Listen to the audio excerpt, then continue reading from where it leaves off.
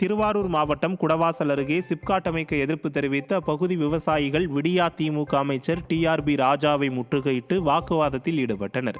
மயிலாடுதுறை ஆதீனம் மற்றும் திருவாரூர் தியாகராஜர் கோயிலுக்கு சொந்தமாக கரையாப்பலூர் கிராமத்தில் உள்ள 150 ஏக்கருக்கும் மேலான இடத்தில் அப்பகுதி மக்கள் விவசாயம் செய்து வருகின்றனர். இந்த நிலையில் இந்த விளைநிலத்தில் தொழில்துறை சார்பில் திருவாரூர் மாவட்ட வேளாண் சிப்காட் தொழிற்சாலை அமைக்க திட்டமிடப்பட்டுள்ளது.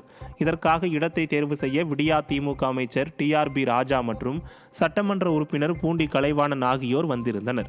அப்போது திமுக அமைச்சர் டிஆர்பி ராஜாவை அப்பகுதி விவசாயிகள் முற்றுகையிட்டு வாக்குவாதத்தில் ஈடுபட்டதோடு ஆர்ப்பாட்டத்திலும் ஈடுபட்டனர்.